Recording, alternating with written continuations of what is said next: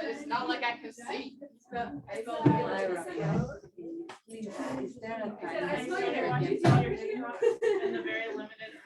know you are busy.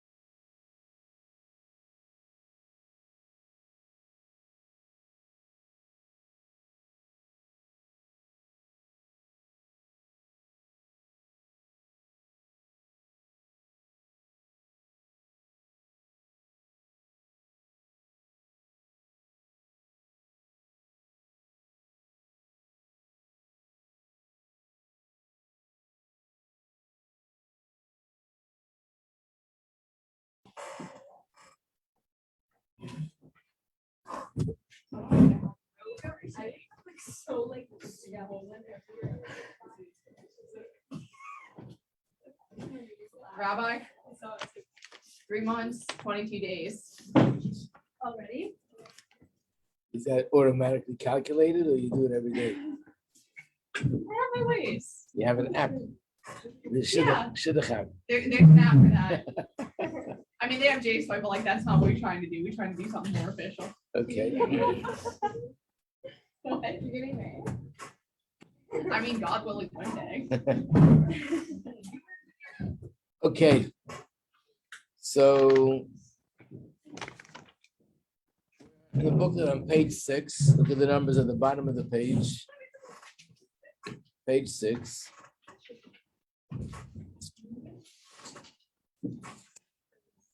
And we'll start with the top of the page. I'll read from the English. Follow me in the English or the Hebrew. And the Rambam says as follows. After introducing the subject of Moshiach, anyone who does not believe in him or does not wait for his coming denies not only the statement of the other prophets, but they also are denying the Torah itself and Moses, our teacher, because the Torah testifies his coming, as it says, and we'll soon see where it says. So let me first explain this paragraph, and then we'll go through the source. Where does it say in the Torah that Mashiach is coming? So first of all, the Rambam says 2 things are necessary. One is the belief, the fact, I believe that it's true. And the second thing is that I'm actually anticipating his coming. And that's what it means, those who don't wait for him, which means I know that he's coming, but whenever he comes, let me know. I'll turn on the alarm clock. But the other way is that I know that he's coming, and every day I'm excited thinking maybe this will be the day that he comes. That's the way I feel. Why is that important? There are a number of answers to that question, but the simple answer is that if a person doesn't wait, doesn't feel that way, to a certain extent, it shows that their belief in his coming is not real. Now, when you're waiting for something in the mail, and you know that it's coming, and perhaps it's your tax return check, a lot of money is coming, and you can really use it, you're waiting for it. So every day, you know, they told you it was sent out, it should be getting to you soon. So every day you're thinking, maybe it's today. Doesn't mean that has to be today, but you're thinking perhaps it'll be today, because to you, it's not even a question. It's going to be coming. You just sent out, they told you they sent it out. So something which is very real to you that it's going to happen, with Mashiach, it could be very hard to be real, because sometimes when you approach people about Mashiach, they say, yeah, my grandmother believed in Moshiach, and her grandmother believed in Moshiach. So they've been saying it for hundreds of years and thousands of years that he's coming, and therefore what? And therefore, you know, it's not that I really believe that he's coming, but I'm saying he's coming. When a person really believes something, you expect it. There's a certain degree of expectation, anticipation that it might be today. So therefore, we have to have both the belief and waiting for his coming. That's one point. The second point, if you look at the words again, very clearly, it says like this: anyone who does not believe in him, or does not believe and not wait for his coming. What's so interesting about that emphasis. We're going to learn about this more later, but there are people that believe, they say, I believe the idea of Moshiach. Yes, there's going to come a time that will be bliss, it'll be good, and the world will be changed, and there'll be all these miracles happening. But I have a very hard time believing that there's going to be a person and he's going to make all these changes. So what they don't believe is in the person. They believe the era, but they don't believe that it's going to be led and changed by a person. Because the changes we're talking about are so phenomenal. How could you believe that one person is going to make these changes globally? So the Rambam writes, anyone who does not believe in him, not the era, even if they believe in the era, but they don't believe that there's a person who's Mashiach that's going to be leading it, or does not wait for his coming, is denying what it says in the prophets. And we touched on this in one of the first classes, that actually all of Judaism is this way. The Jews were taken out of Egypt was through a person. His name was Moshe Rabbeinu. And the Jews had prophets. It was through a person who led them into Israel. Another person's name was Yehoshua. He was the leader. And King David was the leader in his time. And every generation there are great, all the Torah that we have comes from Torah scholars, who are the ones who teach us. They interpret the Torah and they teach us what the Torah means and how we're supposed to live. So all of Judaism is Hashem speaking to us through prophets, through tzaddikim, through human beings. And regarding the question of how could a person make this change, we said this many times, Hashem is making the changes through a person. And therefore, for Hashem, there's nothing in the world that is difficult for him to do. And this person, because he's such a righteous person, therefore he is suitable to be the one through which Hashem will lead us and make these changes in the world. Yeah. So how is that different from like other religions that say the same thing, like you have to believe in this person makes changes in the world? I'm not totally, completely familiar with all the other beliefs, but basically other beliefs, they worship a person. You're not allowed to worship a person. We only worship one entity, which is Hashem. But we believe that Hashem speaks to us through people. Hashem leads us through people. He guides us through people. But we don't worship the people. The other religions, they actually worship the person who we're talking about. And worshiping a person is idol worship. Because when you talk about like when it says like you have to believe in the person, like he's bringing Moshiach, like I feel like I've been told by like people who like believe in like JC, like if you don't believe in him, like that's great, you're Jewish, but if you don't believe in him, we're not gonna see you in like, the next coming whatever. But like, so I guess like the question is like how is like them saying that different than like what? Because they believe in him as a divinity. They believe in him as something that he's divine, and they worship him and they pray to him. And that's something which is not in Torah. I want to point something out, an interesting thing. In the Gemara, I have to show this to you on the board. Let me see. First of all, you have to be aware that there are a lot of things. Oh, look at all this art over here. Okay, I feel bad. It's so beautiful, but here we go. We won't tell them. Okay. Don't tell who did it. Okay. First of all, a lot of things in other religions come from Torah because that was the first religion. And then things were distorted, things were changed. And very often things on the outside look very similar, but there's really an essential difference, even though it looks very similar. So an interesting thing is found in Gemara. And the Gemara, I don't have the papers in front of me, but the Gemara says like this, that a little dot, this is the term in Gemara, could either destroy worlds or build worlds. What are they talking about? There's a word in the Torah which you all know, and that word is Echad. Shema Yisrael, Hashem Elokeinu, Hashem Echad. Right? There's another word in the Torah that says, do not worship other gods. And the word in the Hebrew for other gods is Acher. It's in the Ten Commandments, don't worship another God. How similar are these two words? The Aleph is the same. The chet is the same. The rage and the dal are almost the same. Is this little schmitchik over here that makes the whole difference. Now it became a rage. If I make a little line over here, it becomes a dollar. So the Gemara says, look, a little dot can make the difference. If I would write the word Shema Yisrael Hashem Elokeinu instead of Echad, Acher, that's as if to say, God forbid, that you're referring to God as an idol. If I would say, don't worship Hashem Echad, you're saying don't worship God, who's one. So a little tiny dot can make the difference between idol worship and true belief in Hashem. In fact, you might say that they're both at the furthest ends of the spectrum. This is the highest service of Hashem. People gave up their lives for Judaism. They gave up with these words, Shema Yisrael Hashem Elokeinu Hashem Echad. And people who worship idols are worshiping Keil Acher. It says, Lo Shishtachel, do not bow the Keil Acher to foreign God. So just like technically and on the board and the writing, it's a little dot that makes the difference between whether it's true faith or the opposite. Also, when you talk about something like this, there's a big difference. Moshe Rabbeinu was someone who is in the Torah. The Torah talks about him all the time. Hashem spoke to him, to us, and that's true belief. And another religion, it looks like it's the same thing. Oh, there's somebody there, but that's very different because that's where they're worshiping the person. And here the person is only a conduit through which Hashem speaks to us.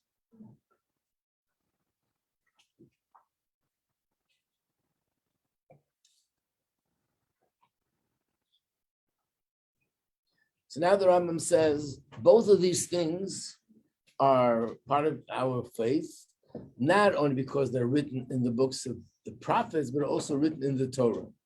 The first few classes that we gave him, the first booklet we had, were all the sources in the prophets.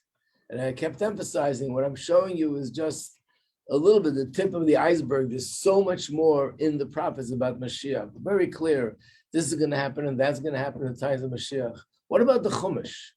The Chumash, which is the source of everything in Judaism, does that have anything about Mashiach? So what the Rambam is telling us here is yes, it does. And therefore, when a person denies Mashiach, not only is he going against the books of the prophets, he's going against the Torah itself, and he's going against the prophecy of Moshe Rabbeinu. Now the question is, where in the Chumash does it talk about Mashiach? The word Mashiach is not there, but where does it even talk about what's going to happen in those times? So he's going to bring the psukim, the verses, but I made copies so you can see more clearly what it says. And it's in the book of Bamidbar. I think there should be enough copies to go around, if you don't mind. So there's a parsha in the book of Bamidbar, it's called Balak. And it's very interesting where the source is. Balak was a person who was a king. And as the Jews were journeying through the desert, they were coming towards his land, and he felt very threatened. And he knew that the Jews just now defeated Egypt, which was the superpower of that generation. And if they defeated Egypt, he doesn't stand a chance. So he decided that the way he's going to defeat them is not through war and fighting, but in a different way. And he hired Bilam. Bilam was a prophet and a sorcerer. He should use his power of prophecy and sorcery to curse them, and in that way, he'll eliminate them. And Hashem, what Hashem did was when he opened up his mouth, and he obviously had the power to do that, but when he opened up his mouth to curse them, instead of a curse, a blessing came out. And this is the parsha that talks about that story. And one of the things that came out of his mouth were the prophecies about Moshiach. So that's another interesting point. Where is the source in the Chumash about the prophecies about Mashiach? It's actually something that came out of the mouth of a person who wanted to destroy the Jews, and Hashem turned around his curse to become a blessing. Maybe I'll explain that a little bit later. Why did Hashem choose to put it in that place? But let's look inside. Let me just look at the words first, and I'll show you the Rambam. So we're looking here at the first page, Pasuk Yud Zayin, the 17th verse. It says like this: Arenu v'loyata, I see him, but not now. Again, this is a prophecy, so it's written in a poetic way and also metaphoric way. It's not so clear, but let's first see the words, and then we'll see what it means. I see him, but not now. The next page, I perceive it, but not in the near future. The star has gone forth from Yaakov, and a staff has arisen from Israel, which will smash the corners of Moab, impale all the sons of Shais. Edom will be possession, and Seir shall become the possession of his enemies, and the Yidden will triumph. A ruler shall come forth from Jacob, who will annihilate the survivors of the city. So the Rambam writes that all these words, they're all referring to Mashiach. So now let's go back to the book with the Rambam and see how he translates it. And the Rambam says that he's talking about two Mashiachim. What does two mean? David HaMelech, King David, was also called Mashiach. King David was the one who led the way for the Jews to have a Beis HaMikdash. He didn't build a Beis HaMikdash. His son Shlomo HaMelech built the Beis HaMikdash, but he started the process. He basically defeated the biggest enemy of the Jews at that time, which were called Plishtim, and there were a lot of wars. In fact, he made the plans for the Beis HaMikdash, the blueprints. He wrote it up together with Shmuel, the prophet.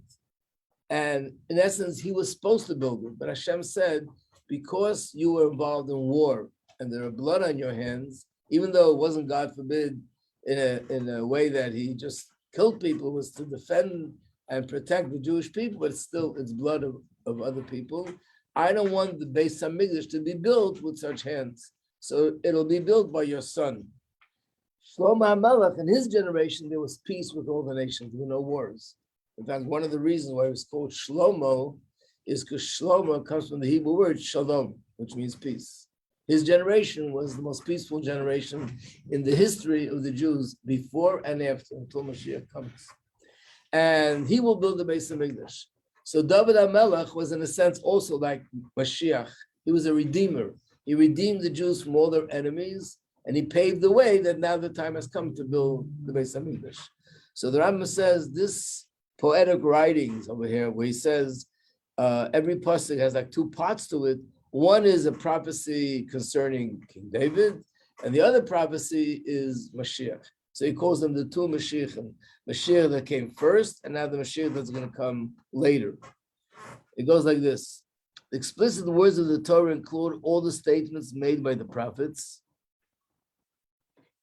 mention also made in the portion of Bilam. Bilam is the name of the sorcerer. And he talks about the coming of two anointed kings. The first anointed king is David, who saved Israel from their oppressors. Let's turn to the page. And the final anointed king will arise from his descendants and save. That passage relates as follows. I see him, but not now. That's King David. I perceive him, but not in the near future. That refers to Moshiach. Next one says, the star shall come forth from Jacob. Refers to David. The Jewish people, both named, were called Yaakov and were called Yisrael. So it says, the star shall come out of Jacob. This is David. A staff, or some people translate this word as a leader, will come out of Israel. This refers to Mashiach. Crush all the Moab's princes. This refers to David, because David, one of the wars he had was this nation called. Let's the page again. Dominating all of Shase's descendants, this refers to Mashiach, because he will be a king, not only over a limited place, but the whole world. Like it says, he will rule sea to the sea, which means the whole world will be under his rule. Edom will be demolished. This refers to King David. Seir will be destroyed. This refers to Mashiach. So basically, this whole pasuk is referring to Mashiach, and this is the source in the Chumash, one source where it talks about Mashiach coming. That brings a second source. 2. Similarly, in regards to the cities of refuge, when God will expand your borders, you must add 3 more cities. This command was never fulfilled. God did not give this command in vain. So I'll just explain it for those who maybe didn't learn about it yet, but there's a portion of the Chumash that talks about 6 cities of refuge. What's a city of refuge? That if a person, God forbid, kills another person, and he does it intentionally, and there are witnesses, and he was warned in advance, and many, many conditions, then he's put to death. It's punishable by death. What if it happened by mistake? So there's also different kinds of mistakes. Sometimes there's a mistake, not just a mistake, it was almost impossible to expect this to happen. Then the person is totally exempt. But if it was not like a mistake, it was a little bit semi-negligence, then if a relative of this person kills the murderer, then the relative won't be called to justice. And therefore, the Torah says, Hashem said to set up 6 cities, that if he goes into that city, the relative can't walk into the city. Here he's going to be safe till a certain period of time. It's called 6 cities of refuge. Then it says, what? Like people are still gonna be murdering people. Very good question. Also talk about that. So when Mashiach comes, we're going to add 3 more cities of refuge. So the Rambam says it never happened in history that 3 more cities of refuge were added. And the Torah didn't give a commandment that's just for no purpose, no reason. So clearly the Torah is implying there's going to be a time in the future, Israel will be in our hands, and then not only will we have 6 cities, we'll have 9 cities of refuge. So this is another place where the Torah is in the Chumash itself, in the 5 books of Moses, it is referring to and alluding to Mashiach. So you ask a very good question, but if it's Mashiach, you don't even need 1 city of refuge, and here we're saying we're going to add 3 more. So if you look at the notes here, they talk about this question. It says you must add 3 more cities, that note. So let's look there for a moment and see what he says. That Rizal questions the need for cities of refuge in the Messianic age. It says when Mashiach will come, the spirit of impurity will depart from the earth. There'll be no Yitzhahara, there'll be no evil. Nations will not lift swords against other nations. If so, why will there be a need for cities of refuge? Especially when we already have a need to expand. So there's more than one answer, but one of the answers to this question is the Talmud relates that Rabbi Shmuel inadvertently committed a sin and recorded in his notebook, when the temple will be rebuilt, I will bring a sacrifice for that purpose. Similarly, the cities of refuge in the Messianic age will serve as an asylum for those who killed inadvertently in the previous era. In other words, going to the cities of refuge wasn't just to protect you from this relative who wants to murder him, it was also a form of atonement. The atonement, even if a person did tshuva, they weren't completely sort of cleansed without going to the city of refuge. So therefore, when Mashiach comes, they'll have the opportunity, someone that killed someone by mistake 100 years ago, 500 years ago, 700 years ago, 1,000 years ago, all the people that did that over the ages will then go to the city of refuge for probably a limited amount of time, and that'll be a cleansing process, a process of tshuva to complete their tshuva process, and that's why it'll be necessary. Yeah. That's not accomplished once that person discouraged. I'm saying after they pass away, they'll get judged. Right. So obviously, generally speaking, once a person is judged, everything is forgiven, and of course he will be rewarded in Gan Eden. But apparently, once it comes back down here and he has the opportunity to do this, like this person, this rabbi said, when Mashiach comes, I'm going to bring a sacrifice. But didn't he do tshuva for what he did? The answer is yes. But obviously, the tshuva will be more complete and more perfect if he goes through this process.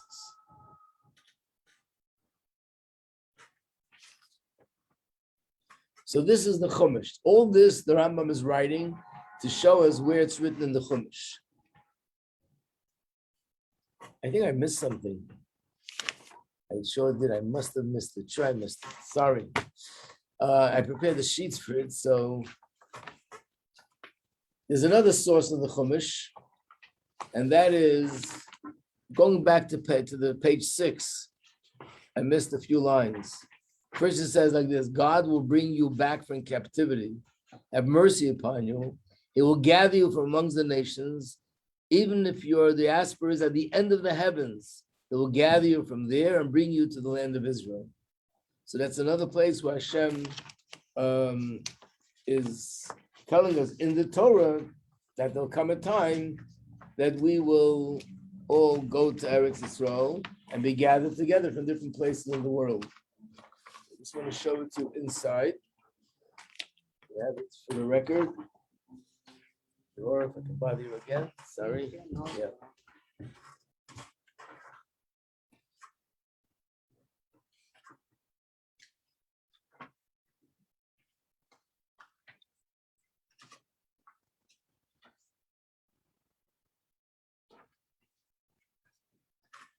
This is the part of the Torah that talks about where the Torah says if God forbid you violate the Torah, you go against Hashem, there'll be punishment and consequences and negative things will happen. Then it says like this.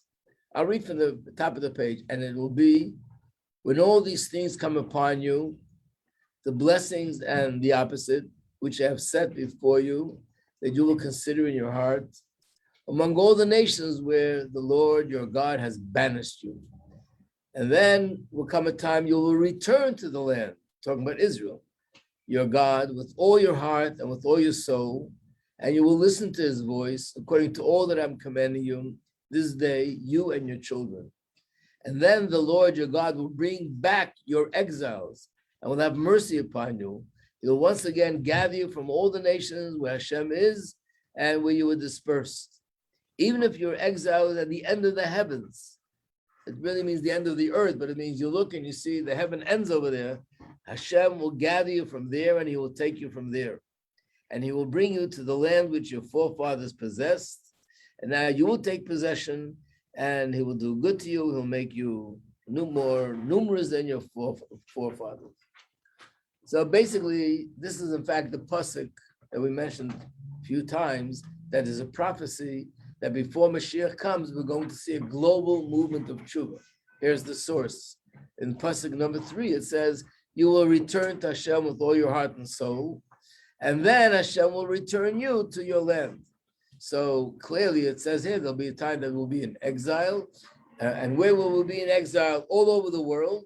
In fact, I don't think there was ever a time in history that Jews were all over the world the way we are today. There were so many parts of the world that weren't even discovered not that long ago. So we all over the world, Hashem will gather us. So actually there are 3 sources in the Chumash for Mashiach. One is this, the other one is the prophecies of Bilam, and the third source is where Hashem says when Mashiach comes, you'll build 3 more cities of refuge. So these are the 3 sources in the Chumash about Mashiach's coming. There are more places where it's hinted, but these are the 3 main sources. Let's do one more line in conclusion of all this, and that's on page 9. On top of the page, after saying all this, the Rambam writes, as to the prophets, this is all the books in the Chumash, in the 5 books of Moshe. But in the books of the prophets, there's no need to cite proof. Why? Because all the books are filled with mention of this matter of Mashiach. In other words, if you open the books of the prophets, no matter where you'll open up, you're going to find something that talks about Mashiach. And in the prophets, it'll usually say, in those days, at the end of days, in that time. That's the way it's written, but it's clearly that there's going to be a time where all those things will happen that we read about, and that was in the first book that we gave. Okay, so now that we've established that it's all in the Torah, and therefore we're commanded to believe in it and commanded to anticipate its coming. And of course, when you talk about anticipate its coming, it depends to what degree. They tell different stories about people. Like there was somebody who was called the Chafetz Chaim. They say he would sleep every night with a suitcase near his bed. If Mashiach comes, he's all ready to go. In other words, the belief is so real that I'm doing exactly the same thing like that I would do if it would be something physical. In other words, let's say somebody would say, we have to leave.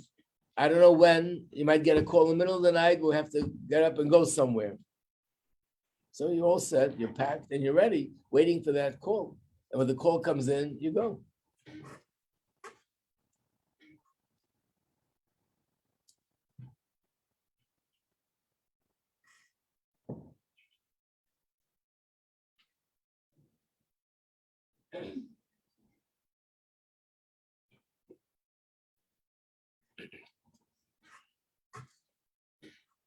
I remember somebody once spoke and he gave the analogy. He said his wife was due any day. In those days, we didn't have cell phones.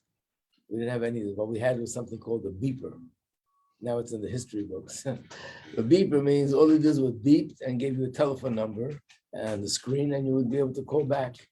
And that was the first time they had something you can, every person could contact someone else even without a telephone.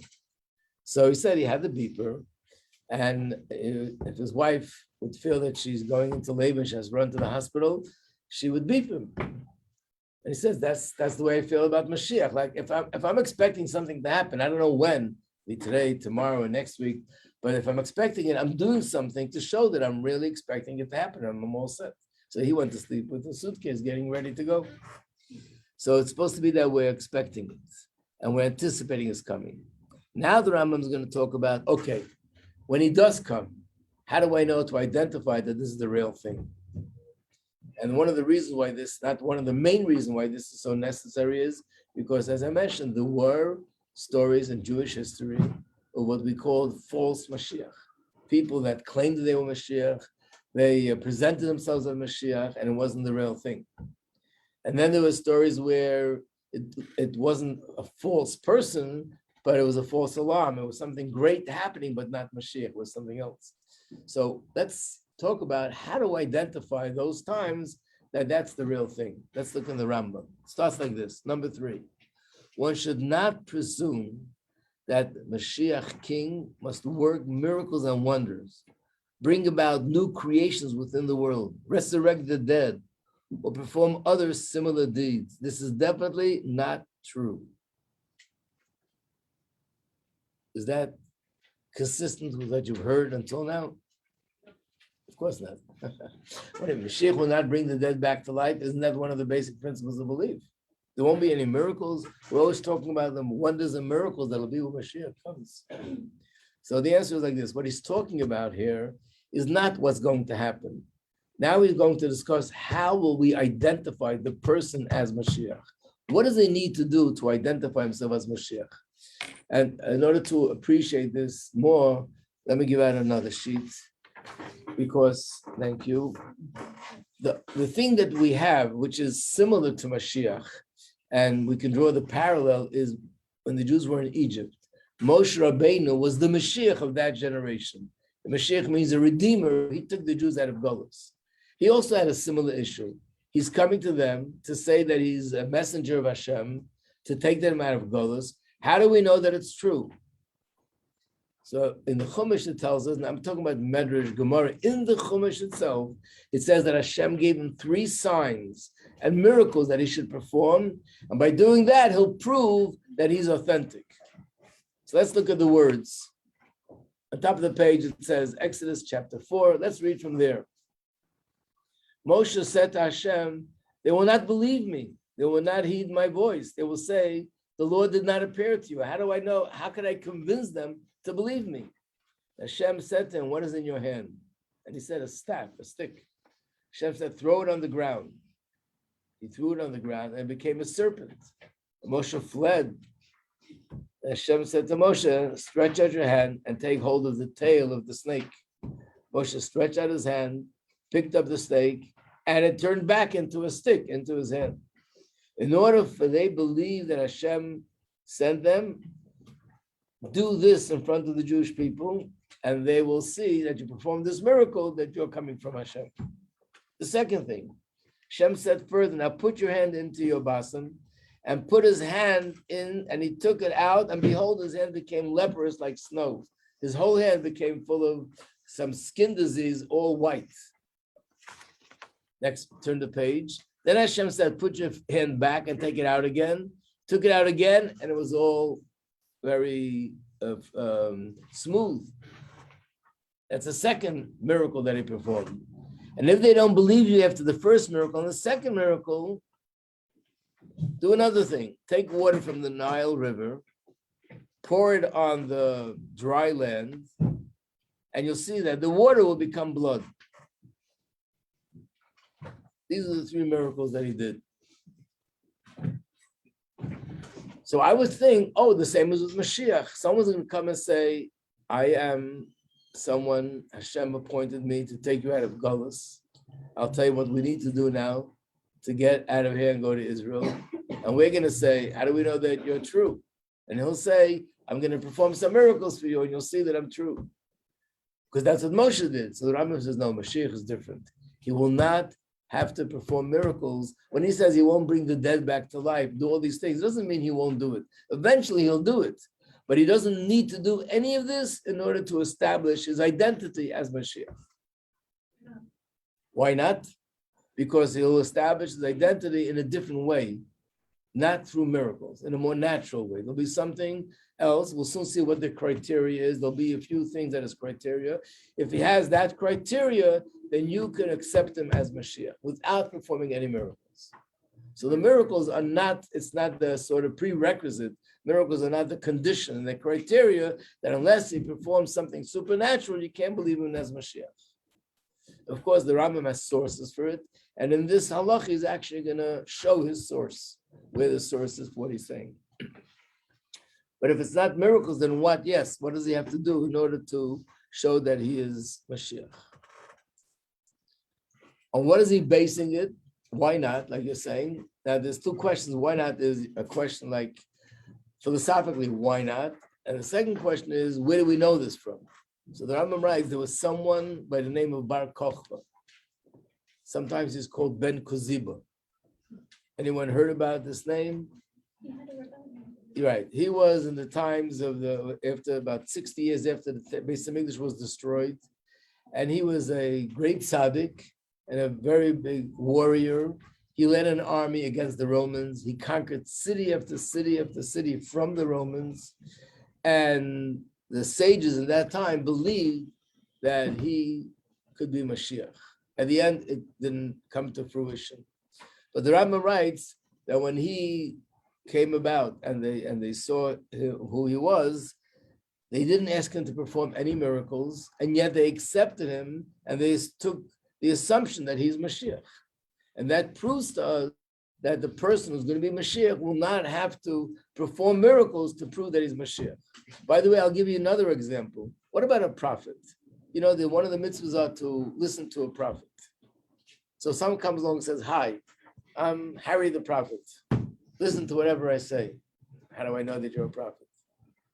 This is a very serious thing in Torah, that if a Navi, a prophet, comes along and tells you to do something in the name of Hashem, we must listen. If a person violates the words of a prophet, then there's a very severe punishment. But how do I know that this guy is for real? There were so many false prophets. So there's a whole set of halachas, laws, because everything is in Torah. There's nothing that's not dealt with in Torah as a halacha. And the halacha is that the Jewish court of rabbis will ask him to predict the future. Tell us something that's going to happen. And he has to say what he sees is going to happen. And if it's fulfilled precisely as he said it, and it happened, and he did that once, twice, a few times, after a few times, of course, providing that we already know that he's a tzaddik, he's righteous, he's Torah scholar, he's God-fearing. If that's not there, we don't even begin to consider it even. It's not just someone comes along and does a trick, oh, he's a prophet. He has to be a God-fearing person. He has to be a righteous person, not just a righteous person, an exceptionally righteous person. And he predicts the future, and he tells us things that are going to happen, and it's fulfilled exactly as he predicted. Then we know that he's a true prophet, and then we have a mitzvah to listen to him. So again, I would think Moshiach should do the same. Let him tell us something about the future and prove his identity. So this is a very powerful point that Rambam is making. Moshiach will not have to give any prophecies, not have to perform any miracles. There's going to be a very sort of natural halachic way and criteria to judge whether he is Mashiach or not Mashiach. And what is it? That we'll learn in the next class. Hopefully it comes before, and somehow we'll figure out what to do. Anyway, you know there's no class on Friday, so the next class will be next Wednesday for sure. Can you give us like a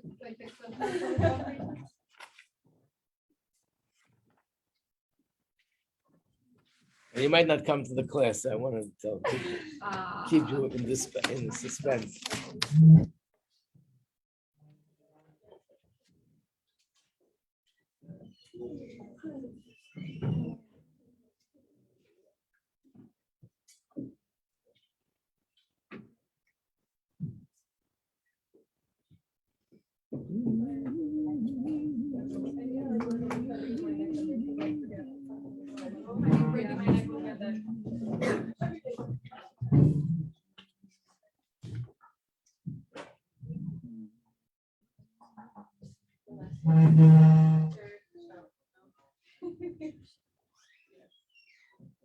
Okay.